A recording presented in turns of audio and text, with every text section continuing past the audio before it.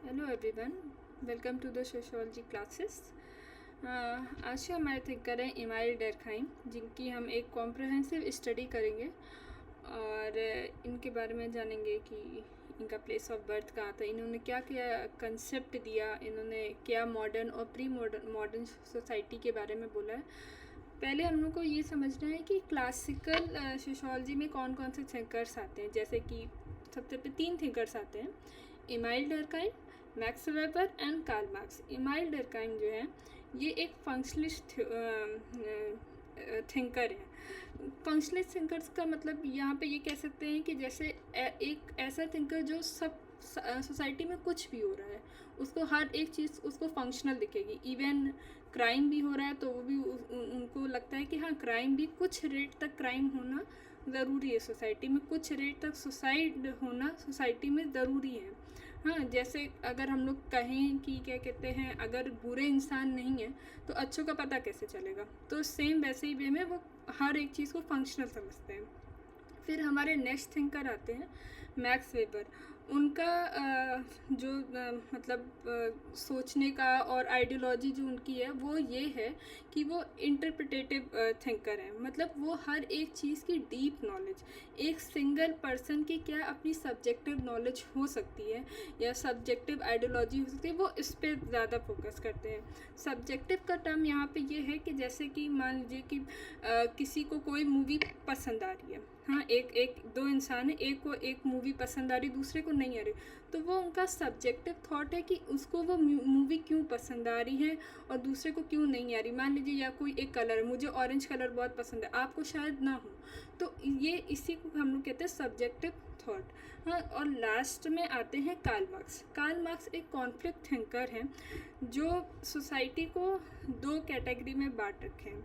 उन्होंने कहा है कि एक कैटेगरी ऐसी है जो हैव है, दूसरी ऐसी कैटेगरी जो हैव नॉट है। मतलब एक ऐसी कैटेगरी जिनके पास दुनिया का सब कुछ है और एक ऐसी कैटेगरी जिनके पास कोई भी चीज़ नहीं है। तो ऑब्वियसली जब एक पोर्शन ऐसा है जिसके पास सब कुछ है, दूसरे के पास नहीं है, तो उनकी आइडियोलॉजी में कॉन्फ्लिक्ट होगा। और जो एक जिनके पास नहीं है, वो एक टाइम के बाद जब उनके पास कोई भी रिसोर्सेज नहीं रह जाते हैं, तब वो लाते हैं रेवोल्यूशन और फिर पूरी सोसाइटी का स्ट्रक्चर ही बदल जाता है। हालांकि इमाइल डर्कहाइम को हम लोग फाउंडिंग फादर में कहते हैं, लेकिन अभी आप सोचेंगे नहीं, ऑगस्ट कॉम्टे सोशियोलॉजी के फाउंडिंग फादर हैं। इमाइल डर्कहाइम को एकेडमिक फाउंडिंग फादर बोला जाता है सोशियोलॉजी में, क्योंकि इन्होंने सोशियोलॉजी को यूनिवर्सिटीज़ में लेके आए। ठीक है, तो हम लोग अपने नेक्स्ट स्लाइड पे चलते हैं। इनकी मेथडोलॉजी के बारे में हम लोग बात करेंगे। इनकी पहली एनालिसिस जो थी मल्टीवेरिएंट एनालिसिस करते हैं। जैसे कि मल्टीवेरिएंट का क्या मतलब है? मल्टीवेरिएंट का मतलब है कि आप एक इंसान में, मान लीजिए आप एक इंसान पे स्टडी कर रहे हैं, तो आप देखेंगे कि उनका प्लेस ऑफ बर्थ कहाँ है, हाँ, उनका क्या सेक्स है, क्या एजुकेशन है, मतलब उसके पार्ट में हर एक चीज़, उसके जो भी वेरिएंट है उसके हर एक वेरिएंट को आप पढ़ेंगे। इनडायरेक्ट एक्सपेरिमेंट से यहाँ पे मतलब है कंपेयर करना। हाँ, और हिस्टोरिकल मेथड से है कि पास्ट और फ्यूचर प्रेजेंट की चीज़ों को देखकर उनको कंपेयर करके देखना है कि क्या कहते हैं, ये मतलब पास्ट में ऐसा था, अभी ऐसा है, तो इसका क्या रिज़ल्ट होगा। और कॉन्कॉमिटेंट वेरिएशन से हम यहाँ पे ये समझते हैं, इसका मतलब है कि कॉज एंड इफेक्ट, किसी भी वेरिएंट का कॉज एंड इफेक्ट क्या होगा और इसके इफेक्ट का रिजल्ट क्या होगा, ये सारी चीज़ों को यहाँ पे कॉन्कॉमिटेंट वेरिएशन कहते हैं। अब ये फंक्शनल और इंडक्टिव भी है। इंडक्टिव एनालिसिस क्या होती है? इसमें हम लोग पहले देखते हैं कि किसी भी चीज़ का पैटर्न क्या है, फिर उस पे हम लोग उसके टेंटेटिव थॉट पे जाते हैं, फिर उसका रिजल्ट आता है। ठीक है, अच्छा, अब नेक्स्ट इनका जो मेथडोलॉजी है वो क्वांटिटेटिव है। 2 तरह के डेटा होते हैं बेसिकली, एक क्वांटिटेटिव, एक क्वालिटेटिव। क्वांटिटेटिव वो डेटा होते हैं जिसमें हम लोग ये समझते हैं कि जिसमें न्यूमेरिक्स की बात हो रही, मतलब ऐसे डेटा जैसे कि 2-3 बुक्स, हाँ, और मतलब ऐसी कोई भी ऐसी चीज़ जिनको हम मेज़र कर सकते हैं, जैसे कि डिस्टेंस हो गया, टाइम हो गया, कुछ भी। और क्वालिटेटिव डेटा वो होते हैं जिसको हम मेज़र नहीं कर सकते, जैसे कि इमोशंस। ठीक है। तो ये क्वालिटेटिव, इनकी स्टडी क्वांटिटेटिव डेटा पे, जैसे कि ये सुसाइड पे स्टडी की है तो इन्होंने क्वांटिटेटिव डेटा ही यूज़ किया था। अच्छा, अब जो कि ये फंक्शनल है इसीलिए ये मैक्रो लेवल पे बात करते हैं। फंक्शनल जो जितने भी थिंकर्स, अगर आप फंक्शनल सुनेंगे वो कभी भी किसी पर्टिकुलर एक इंडिविजुअल के लिए नहीं बात करती कि ये पर्टिकुलर एक इंडिविजुअल क्या सोच रहा है। वो बात करते हैं सोसाइटी की। सोसाइटी मैक्रो लेवल पे आती है और किसी इंडिविजुअल पर्टिकुलर किसी भी चीज़ की बात करेंगे तो उसे हम लोग कहते हैं माइक्रो लेवल। ठीक है। अब इनका एक बहुत इम्पॉर्टेंट कॉन्सेप्ट है, वो है सोशल फैक्ट, जिसको इन्होंने बताया ये एक्सटर्नल है, मतलब ये हमारे कंट्रोल में नहीं है, लेकिन ये कांस्टेंट हमें कंट्रोल ज़रूर करता है और ये एक जनरेशन से दूसरी जनरेशन में आता है और यही हमारी सोसाइटी का जो सोशल फैक्ट है वही हमारे सोशल बिहेवियर को चेंज करता है या शेप करता है। ठीक है। और ये जनरेशन टू जनरेशन पास होता रहता है। इसकी दो तरह के टाइप्स हैं, एक मटेरियल है, एक नॉन मटेरियल। मटेरियल ऐसी चीज़ें जो हमें दिखती हैं, जिसे हम छू सकते हैं, समझ सकते हैं, जैसे भी कोई इंस्टीट्यूशन हो या लॉ हो, कोई भी ऐसी चीज़ जिसको हम लोग देख सकते हैं। ठीक है। और नॉन मटेरियल वो होती है जैसे हमारा कल्चर, जिसे हम छू नहीं सकते लेकिन समझ सकते हैं। मॉरलिटी, वैल्यूज़, हाँ, ये सारी चीज़ें नॉन मटेरियल में आती हैं। सोशल फैक्ट को इन्होंने बताया एक थिंग्स की तरह। तो कोई भी थिंग मतलब एक ऐसी थिंग जो ऑब्जेक्टिव हो, हाँ, किसी का यहाँ पे पर्टिकुलर किसी इंसान की बात ना हो, जो ऑब्जेक्टिव हो कि मतलब अगर ये है, येस है तो वो येस ही है, और वो नो है तो वो नो। यहाँ पे किसी का सब्जेक्टिव इफ बट वाला सीन नहीं होता है। ठीक है। अब इनका एक बहुत ही इम्पॉर्टेंट थ्योरी इन्होंने दे रखी थी, division of labour in society 1893 में। तो इन्होंने दो तरह की सॉलिडारिटी की, इनका ये थॉट था कि जैसे कि अगर हम मॉडर्न सोसाइटी में हैं, हम वहाँ पे किसी को नहीं जानते, अपनी फैमिली को जानते हैं और क्या कहते हैं अगल बगल हमने बहुत ज़्यादा मतलब नहीं, लेकिन ऐसी क्या चीज़ है जो इस मॉडर्न सोसाइटी को भी बांध के रखा है, मतलब वो क्या इनविजिबल थिंग है जो मॉडर्न सोसाइटी को बांध के रखा है, वो है ऑर्गेनिक सॉलिडारिटी। मतलब कि अगर ये देखिए, अगर ऐसे बात करते हैं कि मान लीजिए हम लोग अभी मॉडर्न सोसाइटी में हैं, यहाँ पे हमें किसी से नहीं मतलब है, बहुत अपनी फैमिली में है, बहुत इन्वॉल्व है अपनी फैमिली में, अपने दोस्तों में, लेकिन हम लोग को शॉप जाना पड़ता है कुछ सामान लेने, या कुछ हम लोग बुक्स लेने गए या टीचर के पास पढ़ने गए, तो हम कहीं ना कहीं एक दूसरे पे डिपेंड है। क्यों डिपेंड है? क्योंकि हर एक इंसान का एक स्पेशलाइजेशन है कि वो क्या लेबर कर रहा है। ठीक है। उसका हर एक काम है, हर एक इंसान का एक काम बटा हुआ है, तो हम लोग एक दूसरे पे ऐसे ही डिपेंड हैं कि मेरा उनसे ये काम है, मेरा उनसे ये काम है। तो यही एक चीज़ है जो ऑर्गेनिक सॉलिडेरिटी मेंटेन करती है, मॉडर्न सोसाइटी में लोगों को बाइंड करने का काम करती है। और मैकेनिकल सॉलिडेरिटी मतलब प्री मॉडर्न एरा में क्या था कि लोग खुद ही खेत जोत रहे हैं, खुद ही का अनाज बना रहे हैं, हाँ, तो वो उसमें क्या कहते हैं लोग कम थे, इसलिए सॉलिडेरिटी मेंटेन थी। लेकिन ऑर्गेनिक में इतने लोग होने के बाद भी सॉलिडेरिटी मेंटेन है, तो वो ये है कि क्योंकि लोगों का जो डिवीज़न ऑफ लेबर हो चुका है सोसाइटी में, हर एक इंसान के पास अपना एक काम है। ठीक है। अब यहाँ पे यही चीज़ है नेक्स्ट स्लाइड में कि मैकेनिकल सॉलिडेरिटी में जैसे ट्रेडिशनल सोसाइटी में था, यहाँ पे लाइकनेस से किसी भी चीज़ का इतना स्पेशलाइजेशन नहीं था। लोग क्या कहते हैं वही जूट के कपड़े पहनते थे, हाँ, कोई किसी के पास ये सिल्क कॉटन ये सब बाद में आए, सबसे पहले तो बहुत ही बेसिक कॉटन से शुरू हुआ होगा, जूट से शुरू होगा। और ऑर्गेनिक में क्या हो गया, लोगों के पास स्पेशलाइजेशन आ गया, कलर का, ड्रेस में कलर का ऑप्शन है, फैब्रिक का ऑप्शन है, हर एक चीज़ का ऑप्शन है। अब ये रेप्रेसिव लॉ क्या है, यहाँ पे क्या था कि लोग के पास जो लॉ था, उस टाइम के हेड के पास जो भी लॉ था वो बहुत ही कठोर हुआ करता था।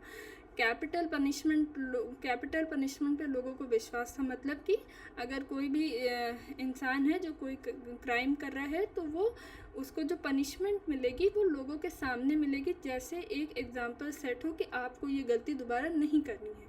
लेकिन ऑर्गेनिक में क्या है, रेस्टिट्यूटिव लॉ है, जिसकी वजह से ये होता है कि एक चांस दे सकते हैं, इस क्राइम के लिए इतना ही पनिशमेंट मतलब है, हाँ इससे ज़्यादा नहीं कर सकते। उसको सुधरने का, रिहैब सेंटर का नाम आप लोग जानते होंगे, समझते होंगे कि रिहैब सेंटर भी इसीलिए बना है कि इसको एक सुधरने का एक मौका दिया जाए, ठीक है।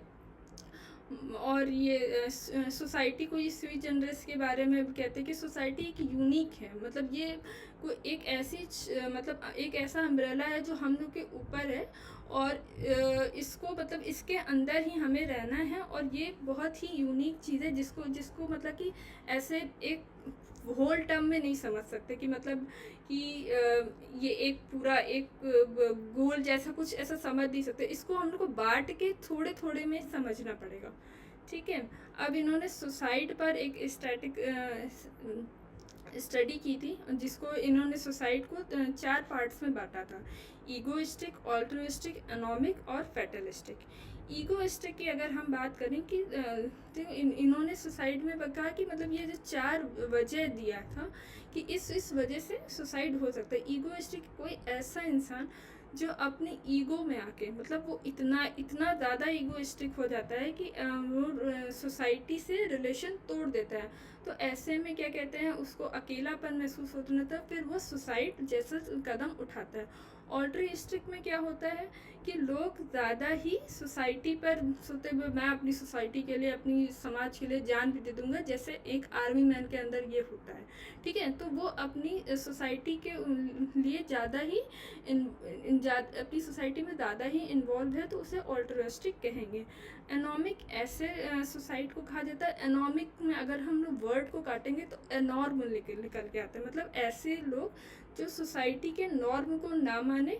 ऑब्वियसली आप किसी सोसाइटी में रह रहे हो और उस सोसाइटी के आप नॉर्म ही मत मानोगे, तो धीरे धीरे आप क्या कहते हैं, अलग होते जाओगे, तो उसे एनॉर्मिक सोसाइटी कहते हैं। और फेटलिस्टिक वो सोसाइटी होते हैं जो अपने किस्मत पे, फेटल पर ज़्यादा ही विश्वास रखते हैं कि मेरे किस्मत में ये था, ये हो गया मेरे साथ, अब हमसे ये चीज़ आगे नहीं होगा, तो हम मतलब ऐसे सोसाइटी के बारे में लोग सोचते हैं, ठीक है। अब इन्होंने सैक्रेड और प्रोफेन के बारे में, रिलीजन के बारे में भी कहा। रिलीजन को इन्होंने कलेक्टिव रिप्रेजेंटेशन के बारे में कहा। सपोज़ कि जैसे कि कोई इंसान मंदिर गया है, वहाँ पे आरती हो रही है, एक टाइम के बाद जब इंसान आरती सुनता रहता है, तो लोगों के अंदर सब एक साथ ताली बजाने लगते हैं। वो क्या है, वो एक रिलीजन को कलेक्टिव रिप्रेजेंटेशन दे रहा है कि सबके अंदर एक ही वाइब मैच हो रही, सब लोग एक ही चीज़ फील कर रहे हैं, हाँ। तो कुछ चीज़ को उसी चीज़ को इन्होंने कलेक्टिव रिप्रेजेंटेशन कहा है। किसी भी चीज़ को मतलब कलेक्टिव वे में जब रिप्रेजेंट करते हैं तो उसको उन्होंने रिलीजन बताया है, ठीक है। और इसको 2 तरह में, सैक्रेड और प्रोफेन के बारे में कहा। सैक्रेड वो चीज़ें, जैसे मान लीजिए कोई भी मेरे पास किताब रखी है, उसको हम लाल कपड़े में लपेट के कहीं भी रख दें, तो वो शायद कोई आके ऐसे बाहर से देखे तो उसको लगेगा क्या पता ये भगवत गीता हो, हाँ। तो वो हमारे लिए एक सैक्रेड चीज़ हो गई, ठीक है। और प्रोफेन ऐसी जो ऑर्डिनरी है, जिसको कोई भी छू सकता है, कभी भी छू सकता है, ठीक है। और रिलीजन को इन्होंने ये भी कहा है कि ये सोसाइटी में मॉरल ऑर्डर लाती है। फिर इन्होंने सोसाइटी में एजुकेशन को क्या कहा है कि ये क्या कहते हैं, वैल्यू ट्रांसमिशन का काम करती है। आज हमें जो पढ़ाया जा रहा है कि ऐसे बिहेव करना चाहिए, वैसे बिहेव करना, कल को हम यही चीज़ अपनी आने वाली जनरेशन को पास करेंगे, तो ये एक वैल्यू ट्रांसमिशन का भी काम करती है। और जैसे कि मैंने आपको पहले बताया कि इस सोसाइटी को इंटरडिपेंडेंट पार्ट्स की तरह स्टडी करते हैं, ठीक है। और नेक्स्ट है, इन्होंने रिलीजन के बारे में बात की है। रिलीजन पे, हाँ, इन्होंने अरुणता ट्राइब पर स्टडी की है, और वहीं के ट्राइब के रिलीजन को देखे, अगर आपको किसी भी चीज़ को पढ़ना है, समझना है, तो आप उनके मतलब कि सबसे पुराने वे में, मतलब एकदम उनके प्री मॉडर्न एरा में जाएंगे, तब आपको ईजिएस्ट वे मिलेगा। बहुत तब के लोग बहुत सिंपल हुआ करते थे, तब आप समझेंगे कि कोई भी रिलीजन का मतलब कि या किसी भी चीज़ की वहाँ से ओरिजिन कैसे हुआ, ठीक है। जैसे कि अगर हम लोग देखेंगे कि खाना बनाना कैसे हुआ, तो हम लोग सब किताबों में पढ़ाया जाता था ना कि पत्थर से चिंगारी जला के फिर ऐसे मीट पका के ऐसे ऐसे खाना बनना शुरू हुआ, फिर गैस आया, फिर बायोगैस, मतलब एक वो अलग सीक्वेंस है। तो वैसे ही उन्होंने अरुंड्रा ट्राइब में जाकर एक रिलीजन का मतलब कैसे ओरिजिन होता है उन्होंने जाके पता किया। ये एक अलग टॉपिक है, लेकिन एक छोटा सा ब्रीफ यही है। और इन्होंने पॉजिटिव राइट्स और पेकुलर राइट्स के बारे में मतलब पॉजिटिव राइट्स जैसे कि हम लोग के यहाँ हर जगह ये होता है कि राइट्स कुछ तरह के होते हैं, कुछ राइट्स ऐसे होते हैं जैसे मैरिज है, हाँ ये एक पॉजिटिव राइट्स है कि आप शादी कर रहे हैं, एक अच्छी चीज़ है। और पेकुलर राइट्स ऐसी जो निगेटिव राइट्स मतलब कि जैसे सेक्रीफाइस करना या ग्रीफ, ये सारी चीज़ें। और कलेक्टिव एफर्वेसेंस क्या है? शेयर्ड इमोशनल एनर्जी कि इस सब की, जैसे कि हम लोग एक स्टेडियम में बैठे हैं और किसी क्रिकेटर ने 6 मारा, तो वो एक साथ जो पूरे स्टेडियम के लोग खड़े हुए तो वो एक ही तरह के इमोशनल को शेयर कर रहे हैं, तो वो कलेक्टिव एफर्वेसेंस हो गया। Law and society repressive law mechanical society में होता है, ये पनिशमेंट बेस्ड होता है। रेस्टिट्यूटिव लॉ ऑर्गेनिक सोसाइटी में, तो ये रिस्टोरेशन बेस्ड होता है। सोशल करंट में इन्होंने ग्रुप इमोशंस की बात की है। सोशल इंटीग्रेशन में स्ट्रेंथ ऑफ बॉन्ड की बात की है। क्राइम को इन्होंने बताया नॉर्मल है, फंक्शनल है। और जेंडर व्यू में इन्होंने बताया है कि मेन क्या होते हैं, नेचर होते हैं, ठीक है, और वुमेन क्या होती हैं, वो कल्चर को रिप्रेजेंट करती हैं, और मेन जो होते हैं वो नेचर को रिप्रेजेंट करते हैं। और इनके मेजर वर्क है डिवीजन ऑफ लेबर, इनकी पहली बुक थी। Rule of sociological method, suicide इनकी एक ऐसी बुक जिसमें इन्होंने क्वांटिटेटिव डेटा यूज़ किया है। और एलिमेंट्री फॉर्म, और बाद में है मॉरल एजुकेशन। Okay, thanks.